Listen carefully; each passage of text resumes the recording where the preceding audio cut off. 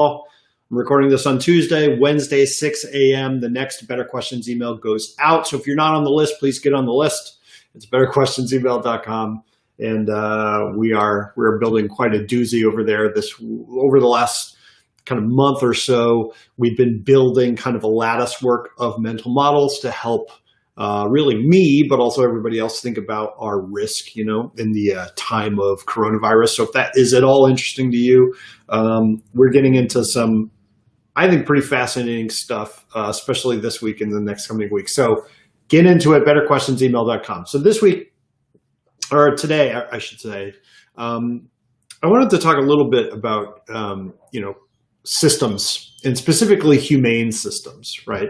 A lot of people thinking right now about how they fit into kind of broader societal systems, and all that stuff is great. And I think it's incredibly valuable to think about. But, it strikes me that if you are a relatively ambitious person, if you are an entrepreneur, or, you're a creative person, you're trying to do something with your time, you're trying to build something, what ends up happening more often than not is we end up trapped in systems of our own design.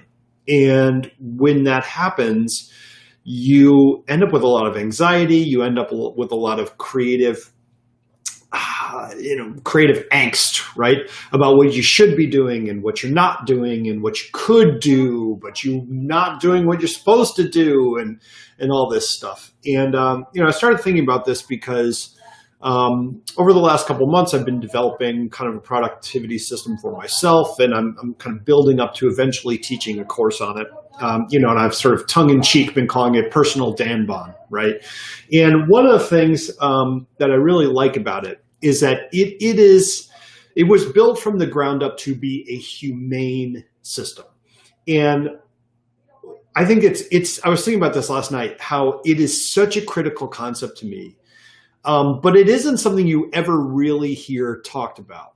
So I just want to put this out there, and I will say, spoiler warning or caveat emptor here, right? I know the stream is free, but this idea is still kind of new to me, and I'm still playing around with exactly what it means. But when you think about how we build systems, right? What are systems that humans build and we build for ourselves, whether it's a productivity system or a system within a business or a broader social system, like policing or like, social services or whatever. Whenever we build this system, how do we do that? Well, the first thing we need to do is we think of some kind of process that we need people or things or widgets or whatever to go through, right? There's some sequence of steps. There's some kind of categorization that happens.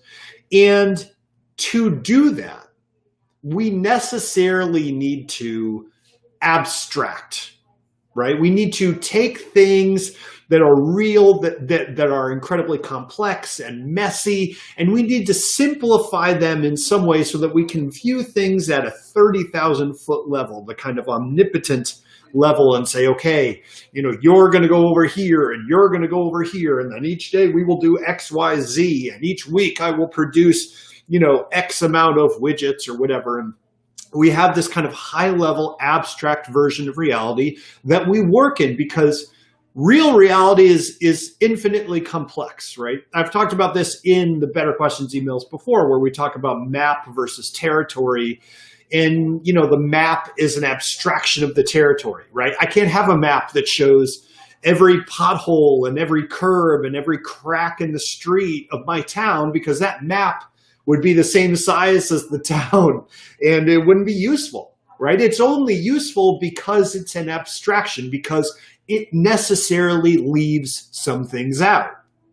That's what makes it useful. And so when we plan and we build systems, we necessarily leave things out. We work with abstractions, this kind of high-level view of everything, right? And that's valuable. And it's the kind of cornerstone of efficiency and yada, yada, yada, yada, right? You get it. But here's the thing about that.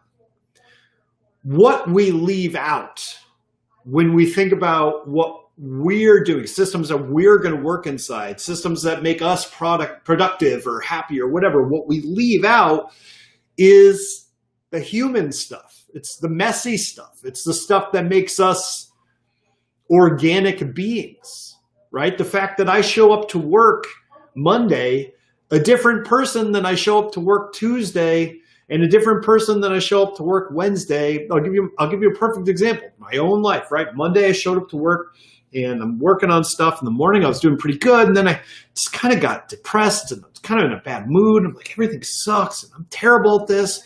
And I'm just fighting and I'm fighting and I'm fighting to get through and I'm fighting to get through. And it's just, man, it sucks. So on Monday, I planned my week and I said, look, I'm completely out of it. I'm down in the dumps, right? I need to plan a week based on that. So I didn't give myself a lot of tasks to do this week. I kind of gave myself, what I thought was pretty ambitious considering where I was with my mood. But I was like, let's take it easy. I'm not going to try to, roll Atlas's boulder up the, or a Sisyphus, I should say, roll the Sisyphean boulder up the hill when I'm in a crappy mood. But today, whether it's like, hey, I got a good night of sleep last night, or, I had a good morning with my kids. Like this morning I woke up and Max and I, Max woke up early and I woke up early and we hung out for a while. And I was like, hey, I made a cup of coffee and I was like, hey, let's walk down the street. We just walked down our street for a little bit. We walked back. It was awesome. We saw a worm and we talked about some plants. And it was great. So whether it's the sleep or that or whatever, I came in today and boom, I am knocking stuff out of the park. I feel amazing. I could do twice what I planned. I'm a different person today than I was yesterday, with a different capacity for work. The problem with systems is that systems can't think about that. They can't think about the fact that you're different. Everybody in my plan can't be different every day. I have to work with an abstract human being that has a certain capacity as an average, and they come in every day and they do the capacity of the average every single day, and that's how it works, and that's how I plan, but that's not real, right? It's not real. So a humane system is a system that acknowledges that. A system that grows or shrinks or expands or contracts with you, with how you are actually showing up, the biological reality of how we all live and work, right? So one of the things where it's people love to throw out statistics about policing and only this many people have died, and it's this, and I'm like, yeah, here's the thing. These are all people. They're not numbers. They're people, right? That number hides an essential human element to it. You take one person out, you're not just taking that person out. That person is connected to everyone else that they're connected to. It has a ripple effect, right? We're not talking about widgets on the conveyor belt. We're talking about people. We're talking about messy human realities. And you can't forget that the map isn't the territory. You can't forget that the abstraction isn't the reality. Because yeah, the abstraction has a ton of value and a ton of efficiency and a ton of efficacy, and you need it to plan. But if you stay on the map, you forget that you're actually walking through a territory with real people and real lives and real, crappy night's sleep and bad days and good days and everything in between. So when you build a system for yourself, you build a set of consequences for yourself or expectations for yourself, or you say, I'm going to do this, I'm going to do that, I'm going to do this, I'm going to do that. You have to remember you're not the abstraction. You're a real person who shows up on Monday in a different way than they show up on Tuesday. And if you don't allow for that, it's dehumanizing. And we feel like we're just cogs on some kind of machine we don't have control over, and it isn't fun. And I'm going to tell you, not only is it not fun, it doesn't even produce your best work. So if your goal was really just to make as many widgets as possible, I hate to break it to you, but pretending that we're not these messy, squishy biological beings, pretending that we are these abstractions that fit into these high-level systems, it doesn't even work. It doesn't even work particularly well. And that's what I'm trying to build into my own system for what I do, and I would love for you to try to build that into what you do. If you like this kind of stuff I write about in these emails, I would love to have you. All right. I will talk to you later. Have a wonderful day. Have a wonderful, just whatever you're doing today. This is what I would like you to do.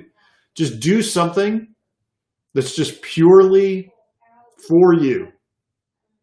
So it could be sensual in the sense of like, it is purely to please your own senses. It's got no economic output whatsoever. It is purely just to remind yourself that like, hey, you're not Homo economicus. You're not the perfectly rational economic abstraction that everybody expects you to be, but you are a real, living, breathing human being that's only got a little while left. So you might as well enjoy part of it. And I'm going to do the same. I love you. I'll talk to you soon.